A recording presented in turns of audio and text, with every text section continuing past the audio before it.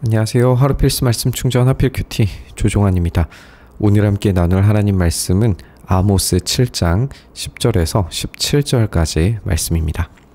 베델의 아마샤 제사장이 이스라엘의 여로보암 왕에게 사람을 보내서 알렸다. 아모스가 이스라엘 나라 한가운데에서 임금님께 대한 반란을 선동하고 있습니다. 그가 하는 모든 말을 이 나라가 더 이상 참을 수 없습니다. 아모스는 여로보암은 칼에 찔려 죽고 이스라엘 백성은 틀림없이 사로잡혀서 그 살던 땅에서 떠나게 될 것이다 하고 말합니다. 아마샤는 아모스에게도 말합니다. 선견자는 여기를 떠나시오. 유다 땅으로 피해서 거기에서나 예언을 하면서 밥벌이를 하시오. 다시는 베델에 나타나서 예언을 하지 마시오. 이곳은 임금님의 성소요 왕실이다. 이렇게 이야기하고 있습니다. 베델이라고 하는 것이 북이스라엘의 중요한 예배 장소라고 하는 걸 우리가 먼저 지적을 해봐야 될 것 같습니다. 이 예배 장소에서 아마샤 제사장이 이렇게 여로보암 왕에게 아모스에게 메시지를 전달하고 있는데, 중앙 예배 장소가 없었던 북이스라엘은 이 베델과 단에 금송아지를 세워두고 그곳이 이제 중요한 예배의 핵심 장소가 됐기 때문에 아마도 아마샤 제사장은 베델에서의 대제사장, 베델을 책임지고 있는 인물로 보여집니다. 그러니까 사실상 어떤 이 북이스라엘의 종교에서 핵심적인 권위를 차지하고 있는 그런 인물이라는 걸 우리가 알 수 있습니다. 근데 이 아마샤가 아모스와 또 여로보암에게 메시지를 전달할 때에 말하고 있는 내용 자체가 이제 문제가 좀 있는 걸 보게 되죠. 아모스가 임금님께 대한 반란을 선동하고 있다라고 이렇게 이야기를 하고 있는데, 반란을 선동하고 있는 것인지 아니면 이 죄에 대한 회개와 반성을 요구하고 있는 것인지를 생각해 봐야죠. 반란을 선동하고 있다라고 하는 것은 이 확대 해석한 것으로 보여지는데, 그러나 이제 결국에는 이 여로보암의 왕조가 반란을 통해서 멸망했다라고 하는 것을 보아서 이 말이 지금 현재 상태에서는 확대 해석되었지만 이 말이 오히려 실제로 적용됨으로써 이 비참함을 이 왕가는 경험하게 될 겁니다.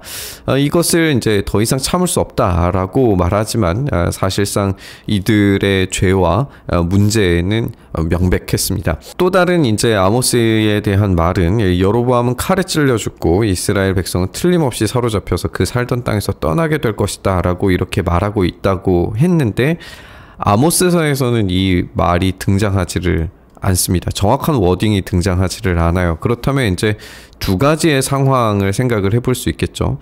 첫 번째는 이 말이 아모스서에서는 생략되었다고 생각할 수도 있고, 두 번째는 지금 이 사람이 확대 과장해서 이야기하고 있다라고 볼 수 있을 겁니다. 근데 우리가 생각하기에 여로보암이 칼에 찔려 죽는 사건은 등장하지 않죠. 그리고 이스라엘 백성들은 사로잡혀서 살던 땅에서 떠나게 될 것이다 라고 하는 것은 실제로 벌어져요. 그러니까 지금 이것은 정확한 워딩이 아니라 좀 확장된 이야기라는 걸 우리가 알 수 있고, 이 확대 해석한 그 내용들이 이 앞에서와 마찬가지로 이 적용이 되면서 이 사람은 자기만이 가지고 있는 어떠한 이 지식과 또 권위를 앞세워서 이 말을 확대 재생산하고, 그것이 결국에는 여로보암 가문에게 실제로 경험되게 만들므로써 이 자충수를 만들고 있는 걸 우리가 보게 됩니다. 아모스에게도 이 아마샤는 말을 하게 되죠. 선견자는 여기를 떠나시오 라고 이야기하는데, 이 선견자라고 하는 이 말이 어떤 학자들은 지금 비하 발언처럼 사용하고 있는 것이다 라고 이야기하기도 해요. 어쨌든 여기에 대해서도 이제 곧바로 이 아모스가 반박을 하기도 하죠. 이 선견자는 여기를 떠나시오. 유다 땅으로 피해서 거기에서나 예언을 하고 밥벌이를 하시오. 이 말 자체가 비하 발언이라고 하는 거죠. 참된 이 예언자는 이 밥벌이를 하는 게 중요한 게 아니라 하나님의 말씀을 있는 그대로 전하는 게 중요하다라고 하는 거잖아요. 지금 아마샤의 말을 쭉 이제 보면 사실과 거짓이 뒤섞이고 확대된 진실로 말미암아서 진실을 가리게 되는 어떤 그런 문제들이 있다는 걸 우리가 보게 돼요. 아모스가 아마샤에게 대답하였다. 나는 예언자도 아니고 예언자의 제자도 아니요. 나는 집짐승을 먹이며 돌무화과를 가꾸는 사람이요. 라고 이야기하고 있습니다. 여기에서 이제 예언자도 아니고 예언자의 제자, 이제 이거는 제자라고 할 수도 있고 그 원어 자체로는 이제 아들이라고 해석이 되는데 예언자의 아들도 아니고 집짐승을 먹이며 우리가 이제 목자로 표현되는 걸 우리가 알고 있죠. 돌무화과 나무를 가꾸는 사람이다라고 하는 것으로 보아서 이게 이제 정확하게 어떤 식물인지는 우리가 정확하게 판단하기는 어려워 보이는데 어쨌든 이 목자가 돌무화과 나무를 가꾸는 것으로 보아서 목자가 양들에게 또는 이제 짐승들에게 먹일 음식을 준비하는 것으로 우리가 이해를 할 수 있을 거예요.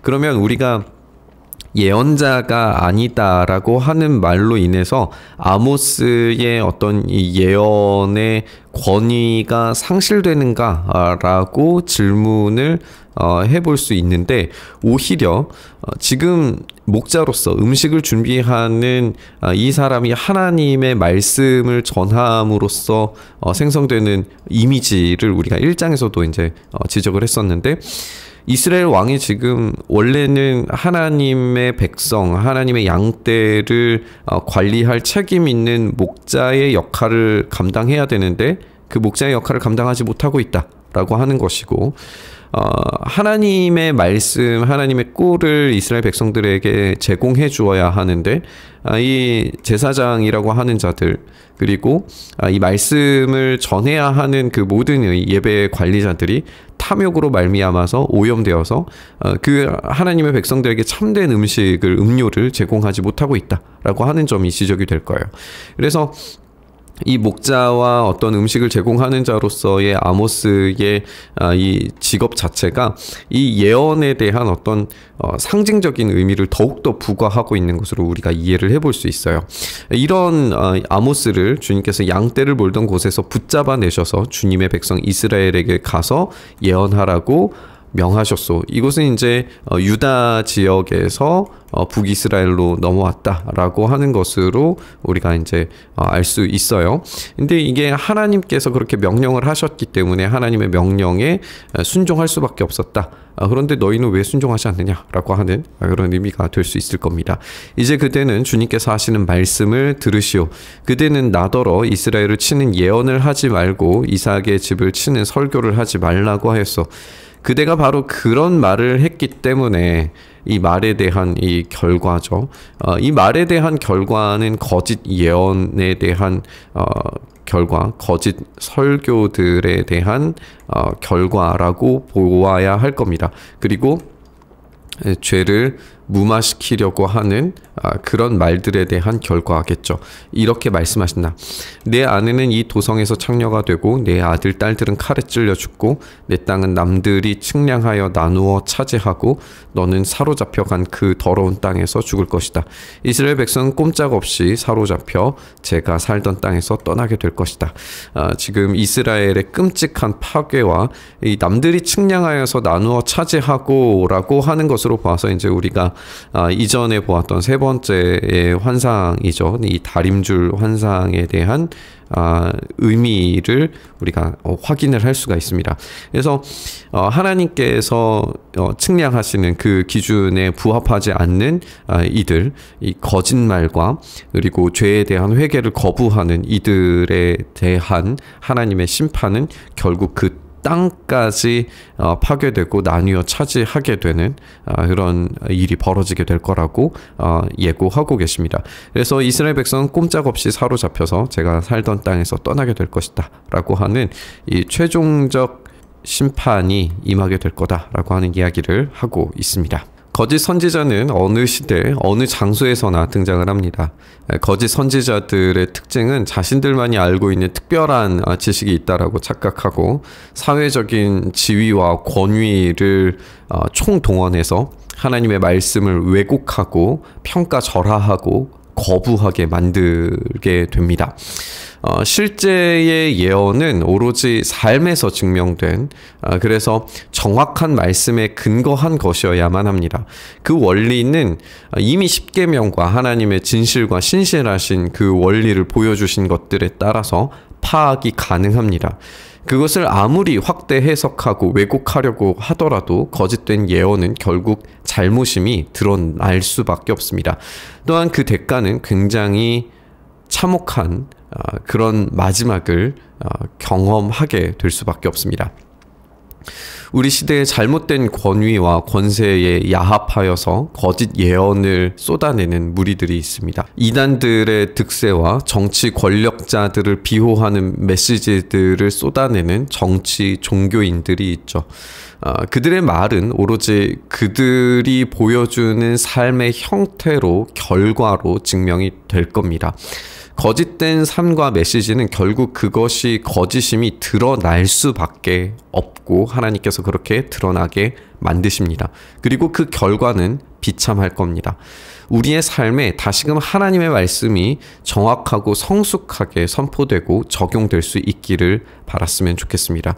결국에 하나님의 말씀이 정확히 무엇인가는 삶에서, 성숙된 삶에서, 성화된 삶에서 증명되는 것입니다.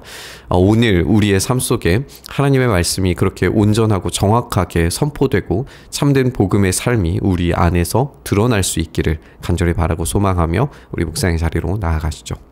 주님, 우리가 두려운 심판 앞에 서듯이 주님의 말씀이 우리의 삶 속에 매일의 순간마다 적용되고 또 드러날 수 있도록 은혜 더하여 주시옵소서. 그 참된 성화의 길들을 우리가 걸어갈 수 있게 하시고 그 참된 믿음의 길에서 주님께 온전히 순종하는 삶에서 열매 맺게 하시는 주님의 음성을 듣게 하여 주시옵소서. 그래서 우리의 참된 목자이시며 우리에게 먹을 것과 마실 것을 제공하시는 주님의 식탁이 우리의 삶 가운데 경험될 수 있도록 은혜 더하여 주시옵소서. 그 일 우리 가운데 행하시기를 간절히 바라고 소망하며 우리 주님 예수님 이름으로 기도드리옵나이다. 아멘.